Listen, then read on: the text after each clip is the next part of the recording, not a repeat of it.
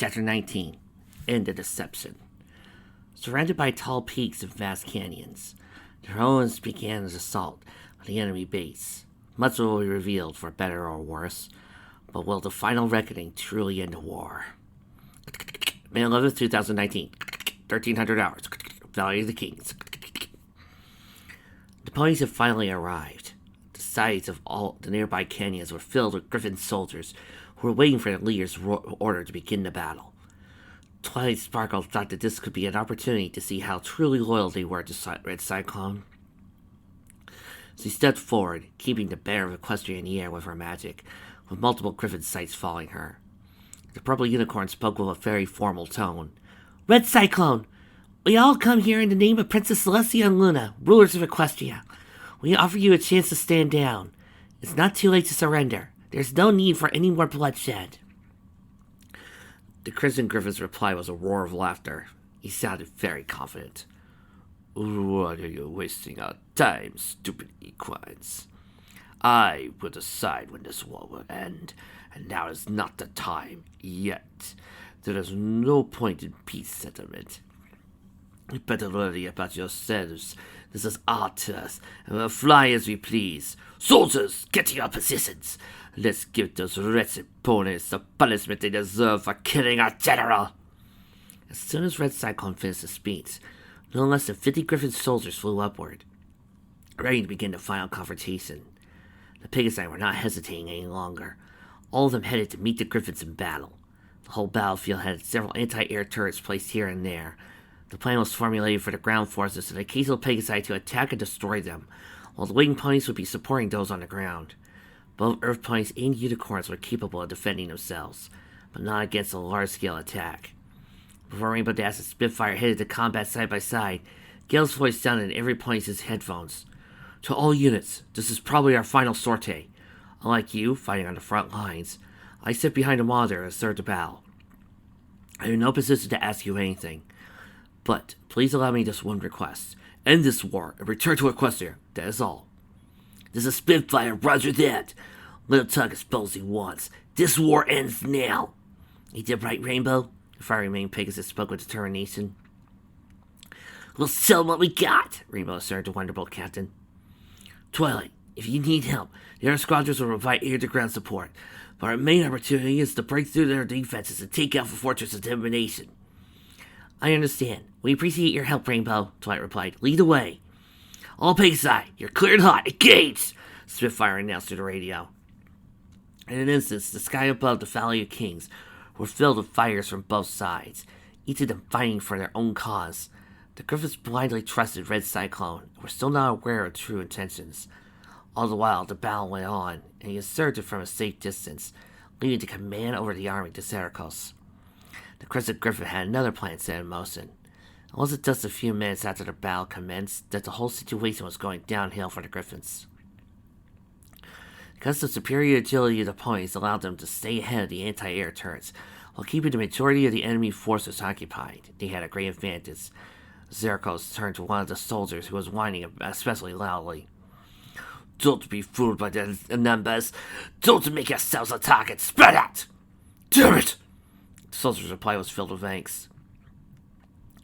"Don't superior defenses count for anything? Sir, we're losing!" "Stop your running," Red Cyclone responded. "Besides, we've got a little surprise for those medicine bonus." He readjusted the frequency to contact the operators inside Fortress Intimidation. Red Cyclone decided that the time had come. He was about to demonstrate to them for the secret weapons stored inside his fortress. "Commence the operation." "Oh my god, it's a boa coup." Focusing on their own duty, Rainbow Dazzler and Wingmare flew through several canyons leading to the location of Fortress Intimidation. The canyons were packed with some anti-turrets as well, but luckily for them, Sleeper and Lancer squadrons offered to take those out. They had a simple but effective tactic. When one team drew the turrets as fire, the other went to destroy them. As the two squadrons were going ahead, all mechanical contraptions were soon gone. The route was clear. Grid Team and Mobius joined the Mirage Squadron as well, curious as to what this fortress looked like. Now that he thought about it, the Blue Stallion remembered a certain base he destroyed during the war in the West. Its design and placement he saw earlier was almost matching one of Red Cyclone's creation. Like I said, a boa coup. Meanwhile, call still commands, sir. So the battle has begun, Sky Eye thought alive. I only hope they'll make it back alive. You notice Gale's uneasy expression. Everything okay? Not really. I'm concerned about Red Cyclone's behavior. Do you notice he's acting like he is another ace in the hole? The Pegasus operator asked. Though Sky Eye didn't say anything, he agreed completely. There was something disturbing in Red Cyclone's confidence. Just then Gale received a call.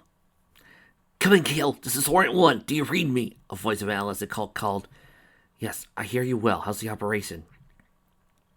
We've reached Asgard as per your orders, just like we planned. There's no one here. It appears all have left for Griffiths' vicinity. Acknowledged, Hornet 1. Gale responded. So, did you manage to find anything? Wait, what's this about? Sky Eye asked. Gale told him that, knowing Red Cyclone's way of thinking so far, there must have been some kind of secret behind his fortress. That's why he ordered the Hornet Squadron to investigate the weapon factory in Asgard, in hopes of finding secret plans, or blueprints, or anything that would help. Sky Eye thought it was a smart move. Gale again asked through the radio if they managed to discover anything. The answer merely made Sky Eye fell from the chair the operator was sitting on. We did find some plans about fortress intimidation, Hornet 1 said with a slightly ominous voice. But there's something odd about them. These social structures are a large object or a shell, or so I say a warhead. It's enormous, and it's apparently called, a burst missile or something like that. Sky Eye's expression was shocked. His iris widened when he heard the term. Gale noticed and asked Sky Eye if he knew anything about those burst missiles. He explained to Gale in detail that a burst missile is a special type of weapon that can be launched from a long distance and is known for exploding multiple times in midair. Capable of blurring anything above 1,000 and below 5,000 feet. Sky saw these missiles in action while he helped Mobius in tracking down the Ursian rogues. Additionally, they were also used in a different war to the west, a truly devastating effect. The White Pegasus told Gale quickly to radio all opposing forces and to tell them that this new threat, or else they'll experience a horror beyond their beliefs. 13, 20, 100 hours. Value of the Kings. So far, everything was going well for the ponies. The desire to finally put the war into an end seemed to be giving them some sort of inner strength. Firestar sent another Griffin soldier to the ground with a swift kick to the neck. She wiped the sweat off her forehead. Phew, this heat is getting to me. Hey, Spitfire, when this mission is over, I'm ordering a first-class cold shower. Sure, make sure as long as you come back alive, Spitfire replied with a chuckle. Many Griffins were putting up fierce resistance. One of Rainbow Shine's wing mares was wounded in the left wing, making her fight unstable. Tornado Swirl and Overdrive were also under constant assaults, though the new companions helped them survive. At this moment, every pony heard Gale's urgent voice. All allied forces, be advised. The enemy is preparing to launch a burst missile. All Pegasi, increase your altitude to above 5,000 feet. Huh? A burst missile? Thunderling sounded confused. Sky Eye quickly explained the details. Fear appeared on the majority of the ponies' faces. Seeing everything from a safe distance, Red Cyclone let out a diabolical smirk when he heard, Right on, sir. Good. Then launch it. Fire it as well. Kristen Griffin offered. Gale got the reading of a huge missile leaving the fortress and slowly approaching the battlefield. Since the Griffins were informed beforehand, they already flew above the dangerous radius. Meanwhile, the Pegasi were also desperately trying to get away from the incoming explosion. Estimate time to impact, 20 seconds! Hurry! Climb! Go higher or you'll get vaporized! Gale explained. Literally every pony, climb above 5,000 feet! Go! Go! Go! Spitfire hollered. Unfortunately, despite the warning coming in a nick of time, some Pegasi were unable to reach the designated height fast enough. This is Rainbow. We just see a huge missile overhead, coming your direction. What the heck's going on? The blue Pegasus was momentarily distracted. Gale didn't have time to answer. 5, 4, 3, 2, 1, impacto! A great, expanding wall of fireballs materialized in the region's airspace. Screams of planes could be heard. Those kind of explosives could only be seen by their silhouettes slowly fancying into thin air. Though the forces led by the bearers of the Elements of Harmony were apparently unharmed, the same couldn't be said by Pegasi. When the effect of the burst missile died out, many of them were still in the air. Gale was shocked to see a destructive weapon in action. Radio Spitfire ran, hoping every Wonderbolt was alive. They were. Spitfire didn't ask for any casualties among the squadrons. I've lost contact with Sorcerer 3. Birder 2 is down. Bracer 3 didn't make it. I can't reach Phoenix 3 and 4. What on earth was that? Looked like a molten steel breaking for the sky. Thunderling was visibly shaken by the attack, as were his wing mirrors. Watch out! Sky Eye warned. The power of the burst missiles is beyond anything you've imagined. Don't be caught in his range or you're toast! Now was a good time to reorganize their ranks, but the ponies had very little time to regroup, as the Griffin soldiers used this chance to attack them. The test of power boosted their confidence. Gale confirmed that the missile came from Fortress Intimidation, and the operators inside of it were planning to launch another missile soon enough. He and Sky Eye were still analyzing the situation, trying to find a way to stop this new, dreadful weapon as quickly as possible. Probably had something to do with the generators inside the fortress, but they weren't certain about that just yet. So that's his plan, First Sergeant Satine. He wants to use those burst missiles to wipe us out, so his soldiers can kill the ground forces. Red Cyclone's one cocky bastard. Sleeper Squadron, Laser Squadron, get back here ASAP! Spitfire ordered to quick chase their Thunder Flicker. The enemy's launching another offense. Guru Team was also asked to return and aid to Pegasi. Talisman and Shamrock, as well as the flight leaders, understood the request of support. The Billy Barrage Squadron would make it to the fortress Intimidation without much problems, now that the anti-air terrorists were out of commission. Besides, he still had Mobius support. And yet, the Blue Stallion was focusing on something else. Sky Eye noticed it well. Mobius? Bandit 9 o'clock. It's him. Rainbow knew what the operator meant. Mobius glimpsed a lone griffin to his right. Without saying a word, he turned sharply in that direction, leaving Rainbow and the others. But before he left, he briefly smiled at Pegasi, as if he was wishing them good luck. 3200 hours.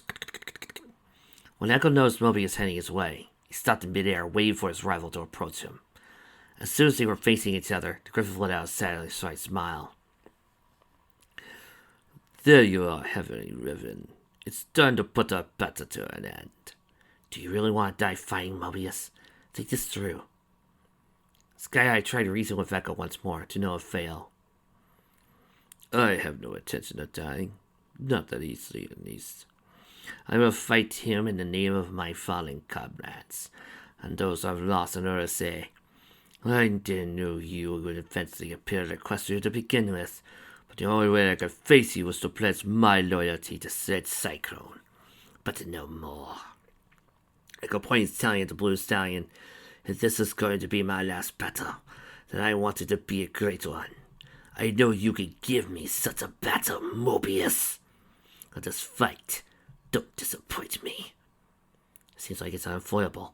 Mobius 1, engage! Like I said, I can imagine so many people are shocked that the character from the actual games is here and he's not stealing the spotlight from the ponies. Shocking, isn't it? I mean, I can't believe you can actually do that in effect and have them be equal and be standing side by side. It's a miracle. The Silvermane Stallion now had his sight focused solely on Echo, squinting his eyes in concentration. The Griffin remembered that expression well. For a brief moment, both fighters were hovering in the clouds before they darted toward each other and clashed in a duel. Their moves were quick, decisive, and filled with desire to bring their opponent down. While Mobius had superior reaction time, Echo was prepared for this fight. Dodging Mobius' front punch, he attempted to strike him with his talons, but the Stallion saw him move quickly and avoided the attack, leaving Echo open for an encounter. The ace flyer delivered a powerful kick to the Griffin's chest. He recovered in a blink of an eye and retaliated by scratching Mobius' face.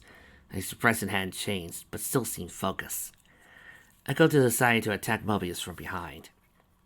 Sky Eye wasn't guiding him this time. He knew that this was a fight between two aces. His quick and daring maneuvers would be impossible for a regular Pegasus. Mobius managed to confuse Echo. He tried to follow up, but it was getting harder for him every second. One of these moves was especially difficult to execute, and soon put the Griffin in an uneasy predicament. The Blue Pegasus started rolling effortlessly in midair, alternating between a slight ascend and descend, before suddenly halting his movement, facing Echo, who headed straight at him. So the sudden change of direction allowed Mobius to fly up. It was unexpected for the Griffin. He flew directly below the Pegasus. Mobius used this opportunity to finish the fight with a powerful and precise buck to the neck. Echo knew it was over. He had lost, but his face was showing that he did not hold a grudge towards his opponent. There was a small smirk of gratitude on it. Good fight, Mobius. Heavenly Ribbon, you are indeed worthy of your title. Cult 4, I am coming. Wait for me. Echo's eyes closed as he fell to the ground. Mobius looked down with a stoic expression, and even though he wasn't showing it, he also praised his opponent. Their case was finally solved. That's a kill. Great job, Mobius 1. Let's go back and see the other opposing forces need our assistance. Sky's voice sounded in his communicator. Mobius responded with a nod and fled back to the main battlefield. For some reason, he regretted for ending Echo's life. Figured it was the best solution for his restless soul. 13,4,500 hours.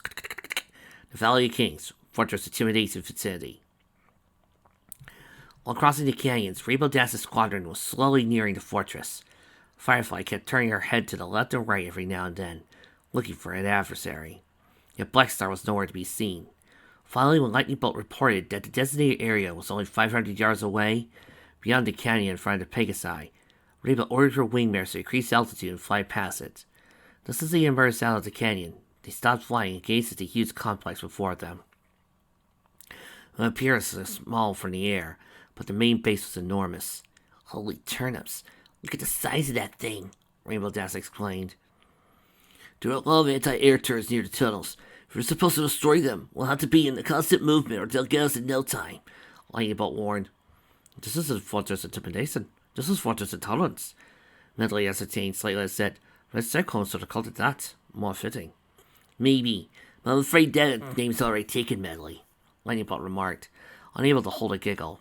Rainbow called out to her friends to focus on the mission. Enemy reinforcements could have been on their way, so the operation had to be carried out quickly. Firefly wasn't listening. She noticed a single seat preparing to the right.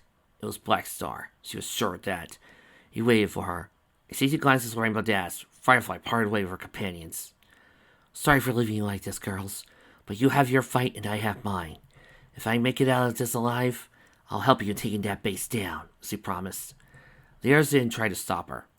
When Firefly disappeared from their sights, Rainbow tried to come up with a strategy on how to get through the tunnels. She called Kale and told him their location, and reminded him of the details. One of the Pegasi had to fly through each of the 3 tunnels to destroy the generators located inside of them. As they were protected by several anti-air turrets, they could only have one attempt. If they were slowed down even for a split second, the turrets would open fire at the fire and undoubtedly kill her. Rainbow figured that this feat would only be performed by someone both strong and fast. Okay, here's the plan. Lightning, Derpy, Fluttershy, each of you come with me. Fly into the next to a tunnel. I want you to draw the turrets as it heads away from me while destroying the generators. You don't have to destroy those turrets. Just focus their fire on yourselves. Codkicker, Medley, you're going to keep an eye on any oncoming enemies. So if they show up, you try and hold them off. Their plan was very risky, but 6 Pegasi were determined to end the conflict. They all agreed to Rainbow's concept. None of them knew they were being watched by someone. So you made it, Rainbow Dash. Let's see what you're made of. Rainbow started flying at a fast pace towards the first tunnel, located to the right. Another burst missile was just launched at the main battlefield. Rainbow dashed at scale, destroying those generators would stop the missiles from being launched. It confirmed that after her analysis, there was more than enough reason for Rainbow to fly toward the generator. Lightning Bolt went ahead and flew dangerously close to the turrets with a foam fired at her. Thanks to her good agility, she managed to avoid the bullets. Rainbow spotted the generator right next to her. As she increased speed, the blue Pegasus pierced through the construction, rendering it useless. It exploded a few seconds later. Gale reported that the missile launching rate was reduced by 30%, allowing the Pegasi in the Valley of the Kings to get a short breather once they avoided the burst missile launched before.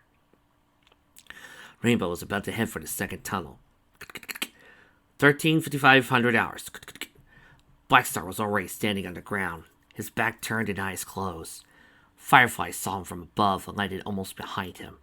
When the black-feathered griffin heard her host touching the ground, he opened his eyes and spoke slowly. So did you come, having abandoned your comrades to face me?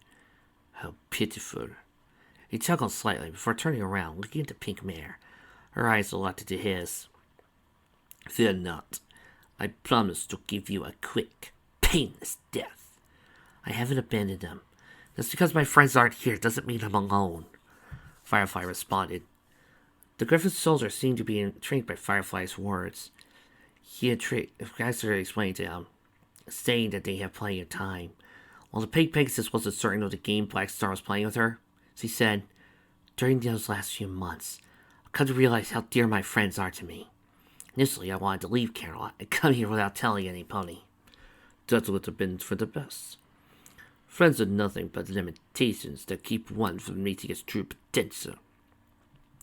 "No, that's where you're wrong. My friends are what give me strength," Firefly replied. Her voice was growing as strength itself. "Fighting together isn't the only way they can help me. They can do it even if we're apart. I understood that running away from my problems won't make me feel better.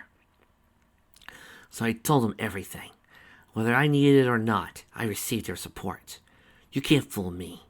This time I'm not letting you go." "Then tell me, what makes you believe you could defeat me?" Blackstar inquired. "Because I know I'm not alone. That's why I can fight by myself," the blue-winged pony exclaimed. A smirk enlightened Blackstar's face. It seemed that this was the answer he was expecting from his opponent. Now they would finally see which of them was stronger.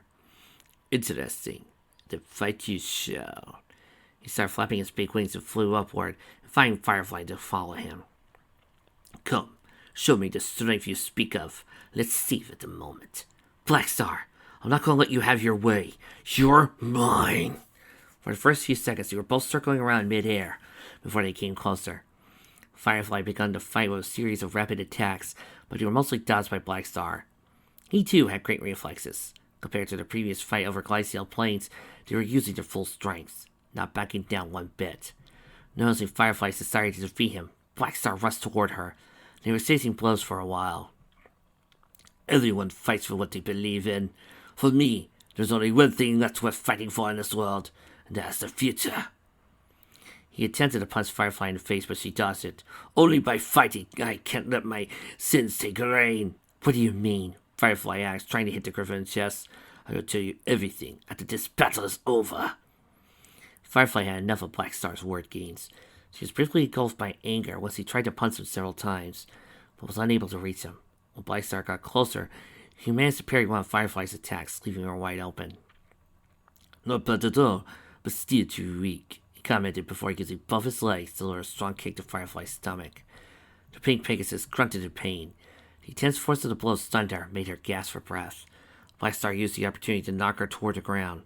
Before she crashed, Firefly managed to regain control of her wings, performed a black flip, and landed on her hooves. A second later, she flew back up. Upon reaching the Griffin, Firefly stopped for a moment, breathing heavily. Blackstar appeared to be having an upper hand in this confrontation. "If it's the spell you seek, then I shall provide," he said as he flew towards Firefly, trying to slash her with his talons. She was ready for him. She didn't want to end like this. "The only thing I seek is the end of this war." Firefly quickly flew upward, avoiding the attack.